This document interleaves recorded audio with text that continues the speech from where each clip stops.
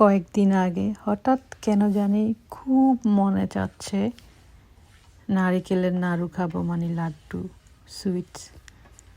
এখন কি করব, যেই মনের ইচ্ছা সেইভাবেই তো কাজ করতে হবে। চলে গেলাম কিচেনে, অল্প কিছু চাল নিয়ে প্রথমে আমি চুলায় একটা ফ্রাই প্যান দিয়ে দিলাম। এর ভিতরে আমি চালগুলো ঢেলে দিয়ে এরকম বাদামি কালারের করে নিলাম। একটু নেড়ে চেড়ে কয়েক মিনিট ভেজে নিলাম।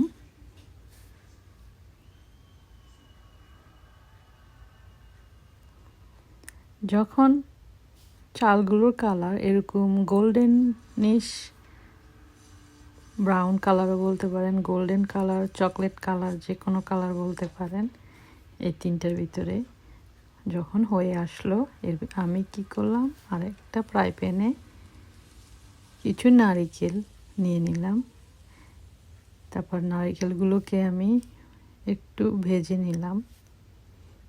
এর ভিতরে পানি ছিল, তো পানিটা আর কি শুকিয়ে নিলাম। এরপরে এর ভিতরে অ্যাড করে দিলাম খেজুরের গুড়। কি বলবো, যখন এই খেজুরের গুড় অ্যাড করলাম নারিকেলের ভিতরে, এমন একটা সুন্দর ঘ্রাণ বের হয়েছে, ইচ্ছে করছিল এখনই চুলার উপর থেকে নিয়ে খেয়ে ফেলি। তা কী করে হবে, এত গরম তো মুখে দেওয়া যাবে না, মুখ পুড়ে যাবে। তো ওয়েট করতে হলো, যে পর্যন্ত নারিকেলের নাড়ু তৈরি না হলো সে পর্যন্ত তার খাওয়া যাবে না। চাইলে খেতে পারতাম, কিন্তু একটু ওয়েট করলাম আর কি খাওয়ার জন্যে। তারপরে আমি ব্লান্ডারে আমার ভাজা চালগুলোকে ব্লান্ড করে নিলাম। ঠিক দেখতে এরকম, আপনাদেরকে দেখিয়ে দিচ্ছি সুবিধার জন্যে কীরকম মিহিনভাবে ব্লান্ডার করেছি চালগুলোকে।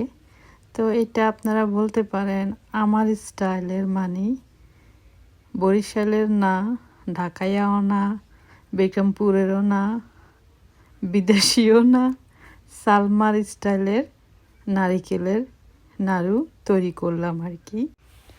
যারা সালমার স্টাইলের নারিকেলের নাড়ু তৈরি করতে চান তাহলে ভিডিওটি শুরু থেকে শেষ পর্যন্ত দেখবেন আর সেভ করে রাখবেন ভিডিওটা। যাদের প্রয়োজন লাগবে তারা ভিডিওটা সেভ করে রাখবেন, যেন আপনারা বাসায় এই মজাদার ইয়ামি নাড়ুটা বানিয়ে খেতে পারেন চটপট। খেজুরের গুড়টা নারিকেলের সাথে মিশে গেল একাকার হয়ে। এর ভিতরে আমি অ্যাড করে দিলাম চালের ব্লান্ডার করা যে গুঁড়োগুলো। যখন সবগুলো একসাথে মিক্স হয়ে গেল, হালকা ঠান্ডা হওয়ার পর আমি হাতের সাহায্যে নারিকেলের নাড়ু তৈরি করে নিলাম। দেখুন কতটা সুন্দর ও লোভনীয় হয়েছে।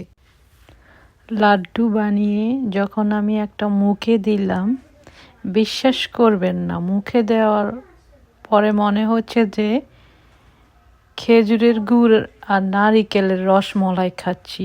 এতটা সফট ও ক্রাঞ্চি হয়েছে, খুবই মজা হয়েছে, ইয়াম্মি হয়েছে। সবাই ভালো থাকবেন, আল্লাহ হাফেজ।